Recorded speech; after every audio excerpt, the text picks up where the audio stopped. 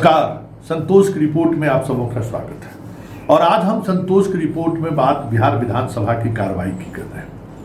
आज भी कहिए तो बिहार विधानसभा की कार्रवाई हंगामे की भेंट चढ़ गई। आज कई ऐसे इशूज आए जो इशूज पक्ष और विपक्ष के बीच टकराव की स्थिति उत्पन्न कर दी। भाई वीरेंद्र और विजय सिन्हा के साथ जो कुछ भी बिहार विधानसभा में घटित हुआ, हमें लगता है कि ऐसा घटित नहीं होना चाहिए, क्योंकि उसके बाद जो कुछ भी बिहार विधानसभा में हुआ, सारी मर्यादाओं को दोनों तरफ से लोगों ने तार तार कर दिया। सदन में आज सीएम भी बोले, लेकिन उनका अंदाज कुछ अलग था। तेजस्वी को नसीहत भी दे रहे थे और पुराने दिनों की याद भी दिला रहे थे। इसके अलावा लॉ एंड ऑर्डर को लेकर पॉलिटिकों में विपक्ष अपने रंग में दिखा, काफ़ी हंगामा उन्होंने किया। लेकिन एक बात है कि पूरे सदन की कार्रवाई नीरस लग रहा है। विपक्ष को जिस मुद्दे को लेकर जोरदार तरीके से सरकार को घेरने की जरूरत थी, विपक्ष उस तरीके से एक्ट करता हुआ नहीं दिख रहा है।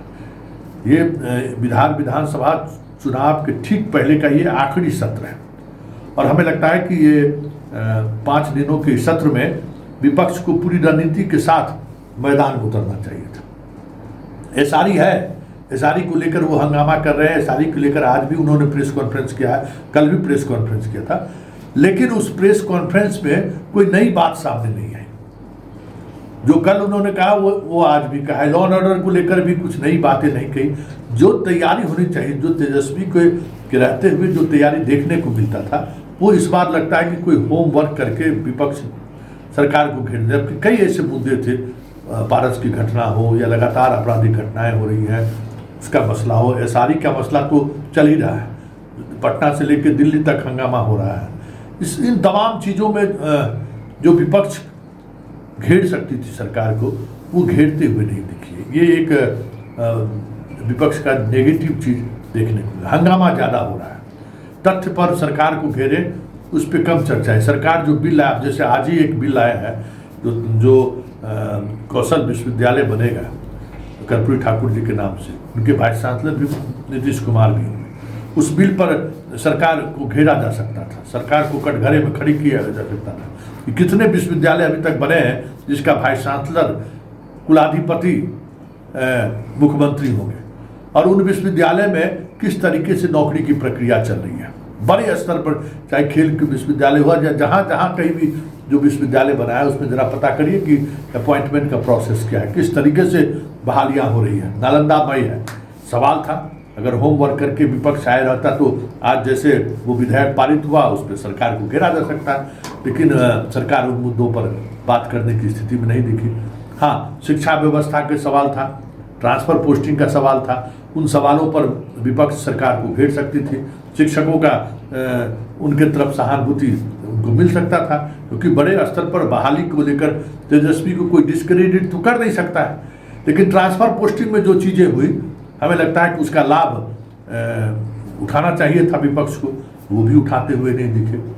लॉ एंड ऑर्डर को लेकर ही, लॉ एंड ऑर्डर लेकर आप जंगल राज करते रहिए, ट्वीट करते रहिए, लेकिन सदन में आंकड़ों के सहारे जो घेराबंदी करने की जरूरत थी, वो करते हुए नहीं दिखे। और दूसरी और सबसे महत्वपूर्ण बात, नीतीश कुमार को बोलने के लिए विपक्ष की रणनीति होनी चाहिए थी कि नीतीश कुमार को बोलने के लिए उकसाया जाए।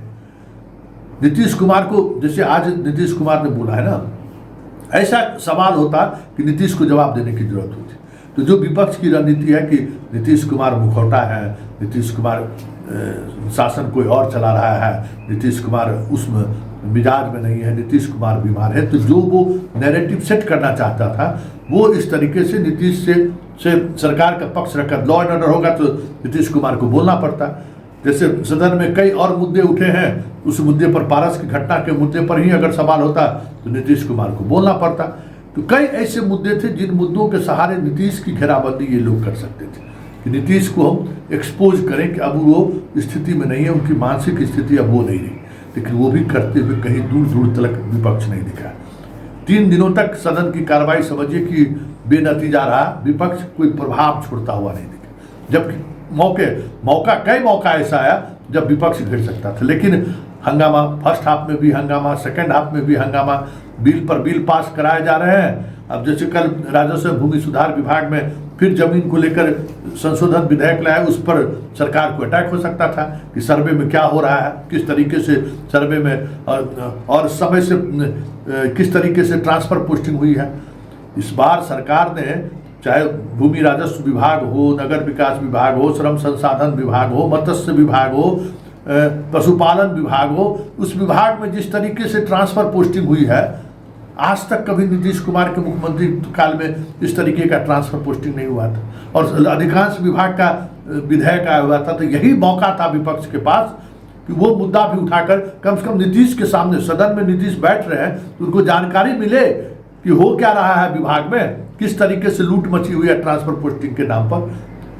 वो भी तो कम से कम उनको जानकारी होनी चाहिए थी, जो बहुत सारी जानकारी नहीं मिल पा रही है नीतीश कुमार को। ये सारी चीजें ऐसी हैं जो नीतीश तक विपक्ष पहुंचा भी सकता था, नीतीश की घेराबंदी भी कर सकता था और नीतीश को आईना भी दिखा सकता था, जो नीतीश के लिए सहज नहीं होता।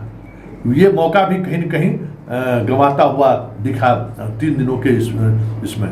और एसआरई को लेकर जिस तरीके से जदयू के सांसद ने ही सवाल खड़ा किया, जदयू के विधायक ने ही सवाल खड़ा किए, गिरधारी यादव ने सवाल खड़ा किया ना, यहाँ भी कई विधायकों ने सवाल खड़ा किया है। बेहतर मौका था, उन्हीं के सहारे नीतीश कुमार की घेराबंदी वो कर सकते थे। भाई नेता प्रतिपक्ष को बोलने की अनुमति तो थोड़ी कोई रोक सकता है, लेकिन वो कहीं दूर दूर तक वो उस तरीके से करते हुए नहीं दिखे। इसका जो लाभ विपक्ष को लेना था वो विपक्ष लाभ लेता हुआ नहीं दिखा। कई इस तरीके की इशूज भी आए सदन की कार्रवाई में। हंगामा जरूर हुआ, हंगामा का भेंट पूरा सदन चढ़ गया, लेकिन कोई कंक्रीट मैसेज जो जनता तक जाना चाहिए था वो मैसेज कहीं दूर दूर तक जाता हुआ नहीं दिखा। वैसे आज सदन में जो कुछ भी, अब मीडिया को भी विधानसभा अध्यक्ष ने नसीहत दी है, ठीक बात है। हम लोग ऊपर बैठे रहते हैं, जैसे ही हंगामा शुरू होता है सब लोग मोबाइल निकाल कर वीडियो बनाना शुरू कर देता है। ये प्रवृत्ति हम लोग जब बार बार कहा जाता है तो उस प्रवृत्ति, भाई विधानसभा अध्यक्ष कह रहे हैं तो हमें मानना, प्रोटोकॉल है, हम लोग को मानना भी चाहिए, लेकिन हम लोग तो आपको पता नहीं उस वीडियो दिखा के हम लोग कौन एक्सक्लूसिव स्टोरी निकाल सकते हैं। खैर, आज जो कुछ भी विधानसभा में हुआ उसकी एक झलकियां आप भी देख लीजिए। वहां से आप मोबाइल का इस्तेमाल नहीं कर सकते। पत्रकार दीर्घा से मेरा निवेदन है, आप वहां से ना तो फोटो खींच सकते हैं और ना वहां से आप वीडियो बना सकते हैं। कृपया ऐसा नहीं करिए। अध्यक्ष महोदय, हम तो अपना वीडियो लेकर के डलवा सकते हैं। आप बोलिए ना। हम तो निकलवा ही सकते हैं। नहीं, तो यहाँ टेलीकास्ट हो ही रहा है ना, यहाँ तो टेलीकास्ट हो रहा है, लेकिन वहां पत्रकार दीर्घा में अनुमति नहीं है। सब लोग इसका पालन करिए। अरे काहे के लिए बोल रहे हो?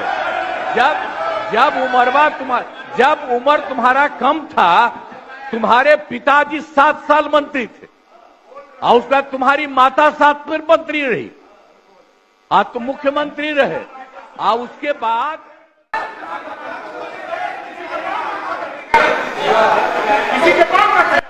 वीरेंद्र जी सुना मेरे आप, नहीं ये गलत बात है, ये गलत बात है। बैठिए आप, वीरेंद्र जी निकाल बाहर करेंगे आपको हम। अगर आप मना करिए तो निकाल बाहर करेंगे हम। ये तरीका नहीं है, ये तरीका हो सकता है क्या? ये कौन तरीका हो सकता है? सीमा में रहिए, ये कौन तरीका हो गया यार? ये कौन तरीका बताइए आप? अरे बैठ जाइए। नहीं तो मैं छोड़ देता हूँ, मैं बंद करता हूँ। नहीं, ये कैसे हो सकता है बताइए आप, क्या तरीका है ये? वो क्या बोल रहे हैं? ये क्या बोला इन्होंने? ये कोई बात नहीं, ये नहीं हो सकता। बैठ लो। अरे मैं, ये क्या बोलती है बताइए अभी? आप क्षमा मांगे पर नहीं, क्षमा मंगवाइए। नेता विरोधी क्षमा मंगवाइए तब होगा, नहीं तो हाउस नहीं चलेगा। आप क्षमा मंगवाइए पर नहीं, ये शब्द नहीं चलेगा। नहीं, क्षमा मंगवाइए। आप खेल प्रकट करवाइए नेता विरोधी दल। अब बैठिए। नेता